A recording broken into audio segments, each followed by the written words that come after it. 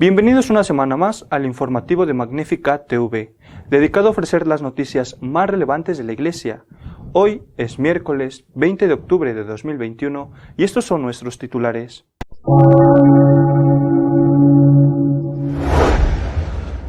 El Papa ha proclamado un nuevo principio innegociable, el derecho a la objeción de conciencia, por parte de todos los que trabajan en el ámbito de la salud.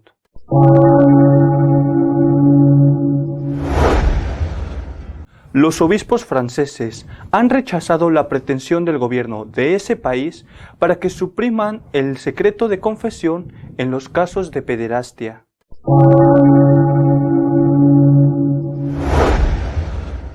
Un importante obispo anglicano de Inglaterra ha decidido hacerse católico. Es uno más de los prelados que abandonan el anglicanismo por su deriva liberal.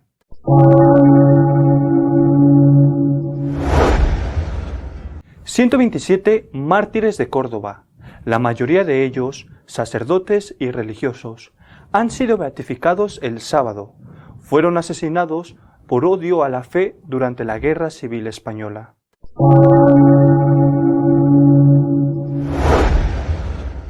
El derecho a la objeción de conciencia, por parte de todas las personas que trabajan en la sanidad, no puede ser objeto de negociación, ha dicho el Papa. Al recibir a los participantes en un congreso organizado por la Sociedad Italiana de Farmacia Hospitalaria, el Papa Francisco ha recordado que el aborto es un asesinato y no es lícito hacerse cómplice del mismo. Además, ha defendido el derecho a la objeción de conciencia ahora que está de moda la idea de abolirla. Retomando la figura del posadero en la parábola del buen samaritano, cuando se le pide al posadero que acoja al herido y lo cuide hasta que vuelva el samaritano, Francisco ve los dos aspectos significativos del trabajo del farmacéutico de hospital: la rutina diaria y el servicio oculto, aspectos que requieren paciencia, constancia y precisión, añadió, pero también poca visibilidad. Si van acompañadas de la oración y el amor, generan la santidad de la vida cotidiana. Porque sin la oración y el amor, como bien saben, esta rutina se vuelve árida. Pero con amor, hecho con amor y con oración, te lleva a la santidad. Santos anónimos que están en todas partes porque hacen bien lo que tienen que hacer. Recordó que el farmacéutico utiliza sustancias medicinales que pueden convertirse en venenos. Por tanto, les pidió una vigilancia constante para que el objetivo sea siempre la vida del paciente en su totalidad. Como profesionales de la salud, siempre están al servicio de la vida humana, y esto les implica, afirmó el Papa. Hoy está de moda pensar que tal vez sería una buena idea abolir la objeción de conciencia. Pero esta es la intimidad ética de todo profesional de la salud, y esto nunca debe negociarse. Es la responsabilidad última de los profesionales de la salud. También significa denunciar las injusticias cometidas contra la vida inocente e indefensa. También habló del aborto. Es un asesinato, dijo, y no es lícito hacerse cómplice, y es deber de cada uno estar cerca de las situaciones, especialmente de las mujeres, para no llegar a pensar en la solución del aborto, porque en realidad no es una solución.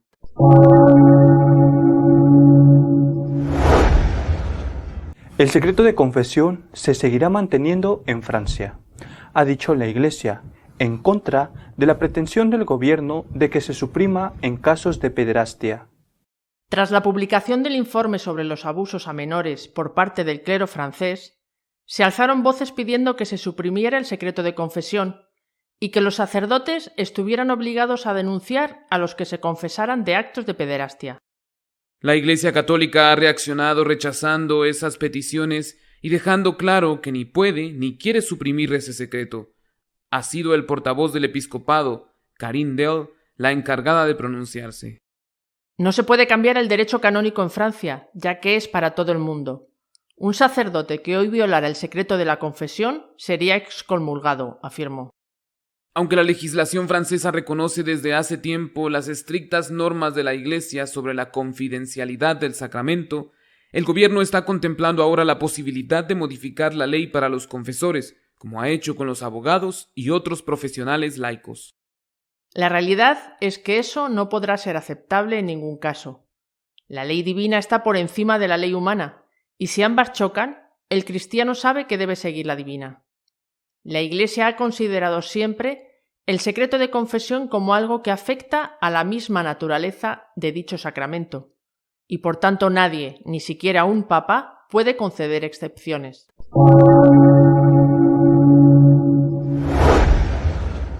El obispo anglicano de Rochester ha decidido hacerse católico. Es una conversión importante debido a la personalidad del converso. Un exobispo anglicano se ha unido a la Iglesia Católica en lo que se ha descrito como una de las conversiones más significativas desde el punto de vista político en mucho tiempo. La recepción de Michael Nazir Ali, antiguo obispo anglicano de Rochester, supone la tercera conversión de prelados de la Iglesia de Inglaterra este año. Se entiende la importancia de esta conversión cuando se considera que fue candidato a ser arzobispo de Canterbury y, por tanto, primado de la comunión anglicana. Nazir Ali fue recibido en la fe católica el 29 de septiembre, fiesta de San Miguel y todos los ángeles, por Monseñor Keith Newton, antiguo anglicano que ahora está al frente del ordinariato personal de Nuestra Señora de Walsingham. Los ordinariatos anglocatólicos fueron creados por el Papa Benedicto XVI hace una década para acoger a anglicanos tanto a nivel personal como en grupos. Nazir Ali es el primer obispo anglicano ordinario, en lugar de auxiliar o con encargos específicos no diocesanos, que es recibido en la Iglesia Católica desde el obispo Graham Leonard de Londres y del obispo Richard Ratt de Leicester en 1994. Nazir Ali nació en Pakistán en 1949 y tiene la nacionalidad británica y pakistaní. Está en posesión de numerosos premios académicos, entre ellos los de las universidades de Karachi, Oxford, Cambridge, así como un doctorado en divinidad de Lambeth. Su ingreso en la Iglesia Católica se produce apenas unas semanas después de que Jonathan Goodall, antiguo obispo de Eastfleet, dejara su cargo para convertirse en católico.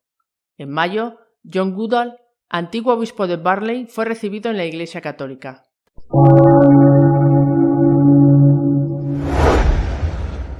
Un numeroso grupo de mártires cordobeses fueron beatificados el sábado. Fueron asesinados por odio a la fe durante la Guerra Civil Española. En la diócesis de Córdoba fue martirizado un tercio de su clero, en una campaña de odio contra la Iglesia protagonizada por los socialistas y los comunistas.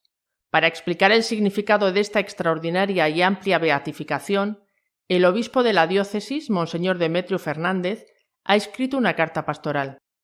En ella recuerda que los mártires no habían empuñado las armas ni habían salido al campo de batalla, estaban en sus casas o en sus parroquias, formaban parte de las filas de Acción Católica, se distinguían porque hacían el bien a los demás y fueron asesinados por odio a la fe.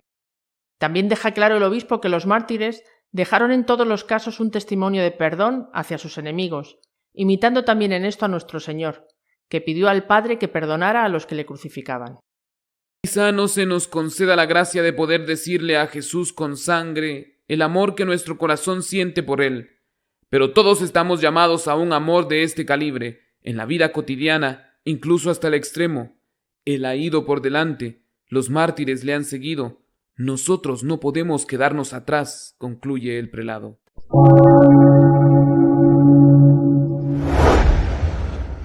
Nuestro editorial de esta semana está dedicado a comentar las palabras del Papa defendiendo el derecho a la objeción de conciencia del personal sanitario.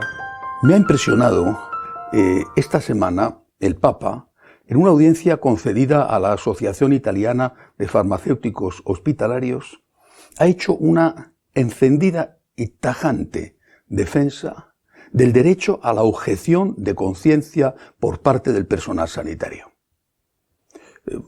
Ciertamente que el Papa siempre, desde el inicio de su pontificado, ha condenado con gran fuerza y claridad el aborto y la eutanasia. Pero yo al menos no le había oído nunca, como en esta ocasión, calificar la objeción de conciencia del personal sanitario como un principio no negociable. Son palabras suyas. No se puede negociar el derecho a la objeción de conciencia. Y ha añadido, y es la responsabilidad última del personal sanitario, no solamente de aquellos a los que se dirigía en ese momento, que eran los farmacéuticos hospitalarios de Italia. Es la responsabilidad última del personal sanitario y no se puede negociar sobre su derecho a la objeción de conciencia.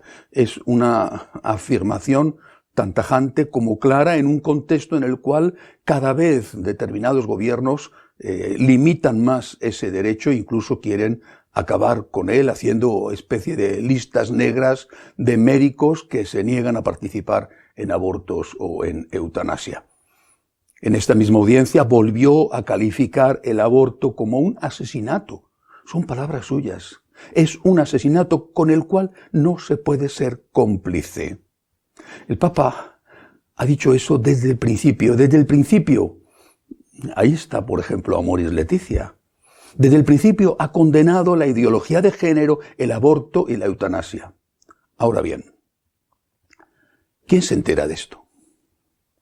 ¿Quién sabe cuál es el pensamiento del Papa sobre estos temas tan importantes? Por ejemplo, esta misma semana ha concedido una audiencia a Nancy Pelosi, que es la presidenta del Congreso norteamericano, católica y radicalmente pro-abortista. Bueno, la noticia ha sido las sonrisas entre ambos y cómo se estrecharon las manos. Si ella le puso el dedo gordo de la mano de una forma determinada, para la mayor parte de la gente, eso significa que el Papa, que ha sido acogedor y amable con una católica pro-abortista, es porque él es también pro-abortista. Pero la inmensa mayoría no van a saber que el Papa, pocos días después, ha hecho esta proclamación tan fuerte a favor del derecho a la objeción de conciencia por parte de los médicos y en contra del aborto y de la eutanasia, a los cuales califica de asesinato. Es decir, nadie es perfecto, pero desde luego, si la imagen que se tiene de cualquiera, en este caso del Papa, es lo que transmiten los medios de comunicación que seleccionan aquello que no les interesa difundir, pues entonces es una imagen tan deformada y ajena a la realidad que para muchos el Papa es un proabortista y es un amigo de abortistas. Insisto, nada más lejos de la realidad. Otro apunte de esta semana es el que va a tener lugar mañana en Córdoba, en la ciudad española de Córdoba, que es la beatificación de un numeroso grupo de mártires, de sacerdotes religiosos, religiosas, que encontraron la muerte previa tortura en el marco de la Guerra Civil Española por simplemente ser servidores de Cristo. Socialistas y comunistas se unieron en Córdoba, en otros sitios de España también los anarquistas, se unieron para acabar con estos siervos del Señor. Monseñor Martínez Camino, que es obispo auxiliar de Madrid, ha dado una conferencia en Córdoba en este contexto de la beatificación de mañana sábado. Y en este contexto ha recordado algunas cifras que son espeluznantes. Por ejemplo, la diócesis de Madrid perdió 1/3 de sus sacerdotes. De cada 3, mataron a 1, torturados. Lo mismo pasó en la diócesis de Córdoba. 1/3 de los sacerdotes, religiosos, religiosas, fueron asesinados. Hay diócesis como la pequeña diócesis de Barbastro, en el Pirineo aragonés, donde prácticamente todos fueron asesinados. Decía Monseñor Martínez Camino, los mártires son nuestros héroes. Los héroes de Cristo, pero héroes del perdón y de la misericordia. Porque todos ellos, como Cristo, murieron perdonando a sus enemigos. Héroes de que no solamente sabemos morir por Cristo, sino morir como Cristo, perdonando. Y añadía, y por eso estos mártires son la luz del mundo. Un último apunte de esta semana, y ese me afecta personalmente. Hace 33 años, un día como hoy, fiesta de Santa Teresa de Jesús, empezaba a dar su primer paso la Asociación Franciscanos de María. He visto, por desgracia, cómo está declinando la Iglesia. Y desde el principio me pregunté, ¿qué podíamos hacer para llevar a cabo esa nueva evangelización que con tanto interés pedía San Juan Pablo II. La vieja evangelización, la primera evangelización o lo que nos ha precedido, dio muchos frutos, dio muy buenos resultados. Pero las circunstancias, el tiempo histórico ha cambiado y no podemos seguir empleando los mismos métodos que emplearon nuestros mayores, aunque de ellos tengamos muchísimo que aprender.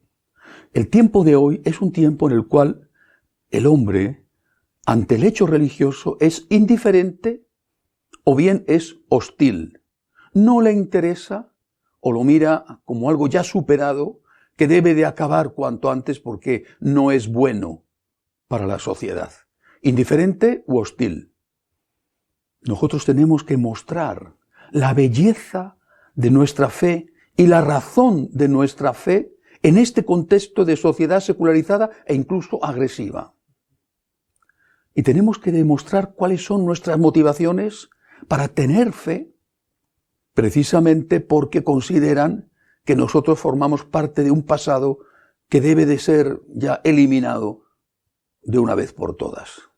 Si a nuestros mayores les movía el interés por ir al cielo, una cosa estupenda, y el miedo por no ir al infierno, o el miedo por no sufrir determinados castigos aquí en la tierra y de recibir determinadas bendiciones aquí en la tierra, interés y miedo, palo y zanahoria para que el burro ande, pues el interés y el miedo, que no deben de ser olvidados porque son legítimos, sin embargo no pueden convertirse en la motivación con la que hoy tienen que actuar los católicos en una época como esta. Si solamente nos mueve el interés o nos mueve el miedo, no podremos contagiar e invitar a otros a que compartan nuestra fe porque nos mirarán con aire de superioridad y dirán, a mí aquello que tú me estás ofreciendo no me sirve y no me interesa. Lo que nosotros hemos entendido es que en el origen de nuestra fe, en el origen del cristianismo, está el amor de Dios. Un amor de Dios que se ha hecho hombre. El amor de Dios por cada uno de nosotros tal y como somos. El amor misericordioso de Dios. Y que ante este amor misericordioso de Dios, nosotros tenemos el deber de responder con una motivación que no excluye el interés o el miedo. Yo quiero ir al cielo en el que creo y no quiero ir al infierno en el que también creo. No excluyo el interés y el miedo, pero no es eso lo que me tiene que mover. Lo que me mueve es el agradecimiento a ese amor de Dios. Creo en el Dios amor y quiero vivir agradecido a ese Dios amor. En el inicio estaba el amor de Dios y en el inicio, no de los tiempos, pero sí de nuestra religión, en el inicio del cristianismo, estaba también una mujer, la Santísima Virgen María.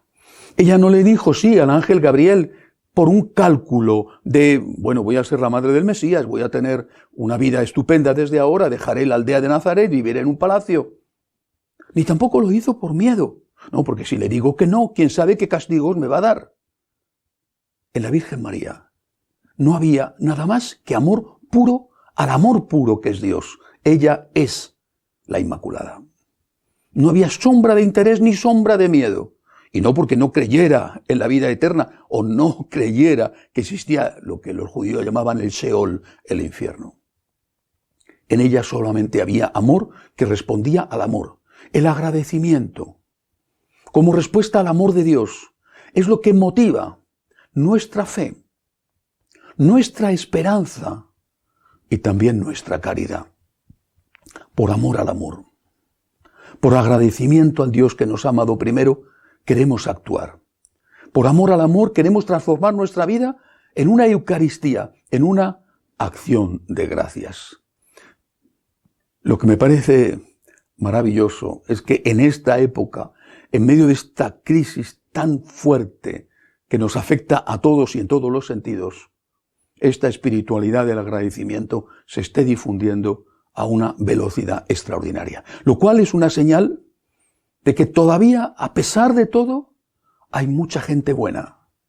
Y hay mucha gente que quiere aprender a amar al amor, que quiere tener con Dios una relación que vaya más allá del interés, aunque sea motivado por lo más grande que pueda ser estar con Dios en el cielo, o más allá del miedo, aunque el miedo guarda la viña. Señor, yo quiero amarte porque he creído en ti y quiero hacer de mi vida una ofrenda de agradecimiento a ti porque tú tienes derecho a ello como María.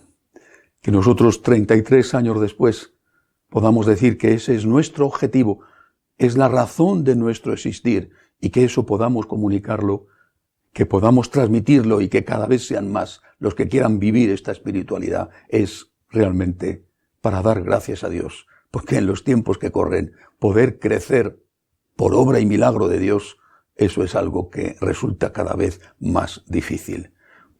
Por lo tanto, amar y hacer amar al amor, como María, para evangelizar en una sociedad que ha dado la espalda a Dios y que considera que Dios es innecesario, cuando no un estorbo para vivir. Amar y hacer amar al amor. Hasta la semana que viene, si Dios quiere.